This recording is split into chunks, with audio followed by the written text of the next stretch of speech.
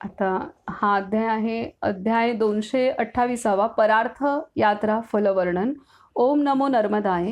युधिष्ठिर उवाच परार्थम तीर्थयात्रायां गच्छतः कस्य किं फलम कियन्मात्रं मुनिश्रेष्ठ तन्मे भूई कृपानिधे.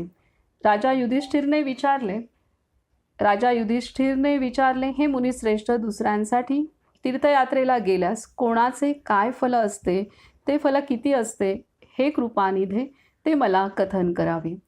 श्री मार्कंडेय वदले, दुसऱ्यांसाठी तीर्थयात्रा करणाऱ्यास यात्रेचे जसे व जितके फल मिळते ते मी सांगतो. हे पार्थ, तुम्ही श्रवण करा. धनादी लोभाने आपल्याहून कनिष्ठ वा श्रेष्ठ वर्णाच्या मनुष्यासाठी तीर्थयात्रादी कार्य करू नये.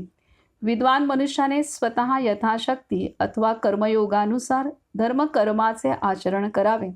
प्रामुख्याने सदा निज पुत्र पौत्रादींकडून, निज वंशातील बांधवांकडून अथवा समवर्णीयांकडून धर्मकर्माचे आचरण करावे. कारण स्वतः केलेले अथवा बंधूंनी केलेले धर्मकर्म आचार्य श्रेष्ठ मानतात, म्हणून त्यांच्याचकडून धर्मकर्माचे आचरण करावे, आपल्यापेक्षा श्रेष्ठ अथवा कनिष्ठाकडून नाही.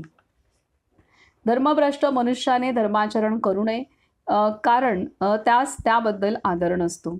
अर्थात धर्मभ्रष्टास उच्छिष्ट व हवनीय भक्ष देऊ नये, शिवाय धर्मोपदेश व व्रताचरणाची आज्ञाही देऊ नये. दुसऱ्यांकरता तीर्थयात्रा आदी सत्कर्म करणाऱ्यास पुण्यफलाचा 1/16 भाग प्राप्त होतो, संपूर्ण फळ मिळत नाही. अन्यत्र जाणाऱ्यास प्रसंगानुसार तीर्थयात्रेचे अर्धे फळ मिळते. प्रसंगवश व अन्य कार्यवश तीर्थस्नानाने मिळणारे स्नानफळ आचार्य जाणतात.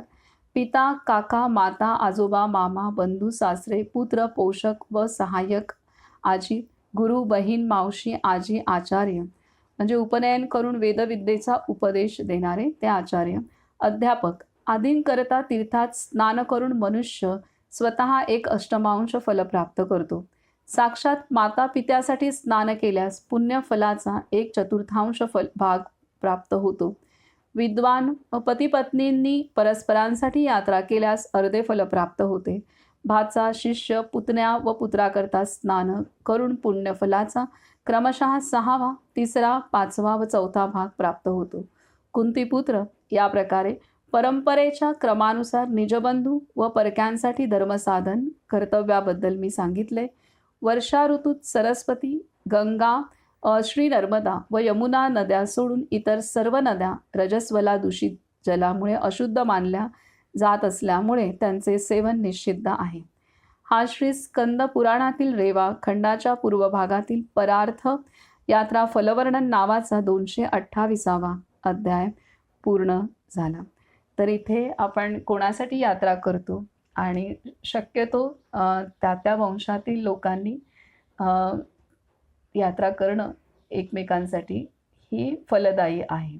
आणि एखाद्या जीवासाठी जो यात्रा करतो तर त्या जीवाला त्याचं पुण्यफल प्राप्त होतंच, आणि त्याला जे प्राप्त होणार आहे, समजा कोणाच्या प्रेरणेने मी यात्रा करत असेल, कोणासाठी यात्रा करत असेल, तर त्या जीवाला पूर्ण फल प्राप्त होणार आहे, मला त्यातला काही भाग प्राप्त होणार आहे. तर हा भाग आहे.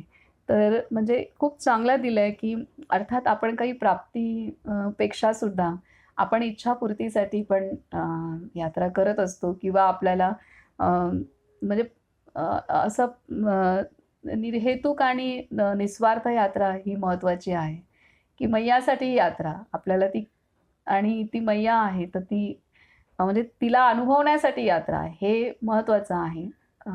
तर मग स्वतःसाठी यात्रा करो, किंवा आपण कोणामुळे प्रेरित होऊन करो, किंवा कोणाची इच्छा आहे म्हणून करो, किंवा एखाद्याची इच्छा राहिली असेल म्हणून करो, तरीसुद्धा आपले जितके भाव आपण चांगले असतील तितकं हे फल हे सर्वांनाच मिळणार आहे, स्वतःसहित आपल्या स्वजनांसहित संपूर्ण विश्वाला.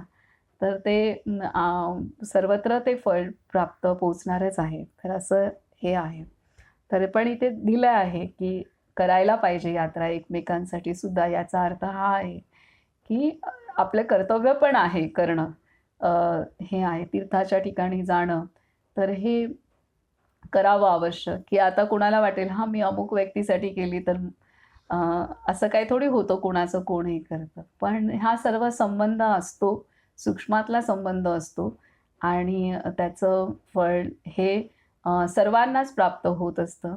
अ, फळ आपल्याला आपण शुद्ध होणं हेच महत्त्वाचं फळ आहे. बाकी फळं तर जीवनात मिळत असतात. तर शुद्धी होणं, कर्मबंधन मुक्त होणं, चित्त शुद्ध होणं ह्या मार्गामध्ये सत्य समजून घेण्याच्या मार्गामध्ये अ, आपल्याला पाठिंबा मिळणं भगवंताचा आणि समजल्यानंतर त्याच्यावरती आचरण करण्यासाठीची धैर्य प्राप्त होणं, ते टिकून राहणं हेच तर मागायचं आहे.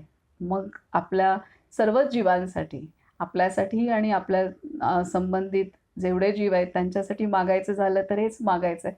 बाकी काय सगळ्यांना सगळं सगळ्या जन्मात मिळत असतं आणि ते किती मिळालं तरी कमी पडत असतं. हे तर आहेच. तर त्यामुळे हे यात्रा कुठल्याही कारणाने का होईना पण करणं अवश्य आहे. हे इथे